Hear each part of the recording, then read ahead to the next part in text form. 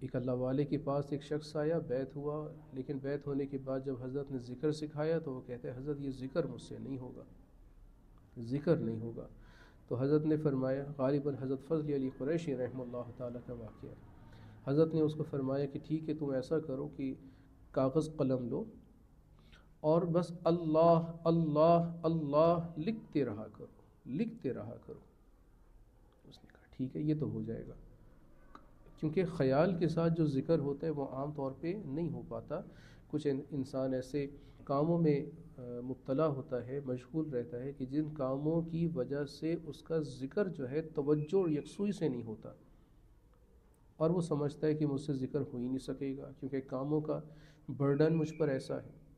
لہذا ایسے میں وہ اپنی دانش میں تو سمجھ رہے کہ نہیں ہو پاتا، لیکن ہو سکتا ہے، کوئی چیز مشکل تو نہیں۔ لہذا اس نے بھی ایسے ہی کہہ دیا حضرت مجھ سے ذکر نہیں ہوگا۔ حضرت نے فرمایا کاغذ قلم پر اللہ اللہ اللہ لکھا کرو۔ اس نے کہا ٹھیک ہے ہو جائے گا۔ وہ لکھنا اسٹارٹ کرتا ہے، اس نے ایک کاغذ پر اللہ اللہ لکھتا رہا لکھتا رہا لکھتا رہا۔ اب اس کے ذہن پر یہ چیز چھپ گئی، چھوٹے چھوٹے حروف میں وہ لکھتا رہا لکھتا رہا۔ اب یہ چیز اس کے ذہن پر منقش ہو گئی، نقش ہو گئی۔ اب کیا تھا؟ اب یہ ہوا کہ اسے اونگ آ گئی اور وہ بیٹھے بیٹھے ہی اونگ میں چلا گیا، لیکن جو ہاتھ تھا وہ قلم پہ چلتا رہا۔ جب اس کی نیند سے بیداری ہوئی اس نے دیکھا تو اللہ اللہ لکھا ہوا تھا،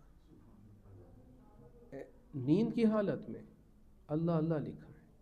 یعنی نیند کی حالت وہ ہوتی ہے جس میں اپنے انسان کا کنٹرول نہیں ہوتا، اختیار نہیں ہوتا، لیکن ذہن پر اور ہاتھ میں روانی یہ آ گئی کہ اب صرف لکھ رہا ہوں تو کیا اللہ، یہ ہے نقش ہو جانا۔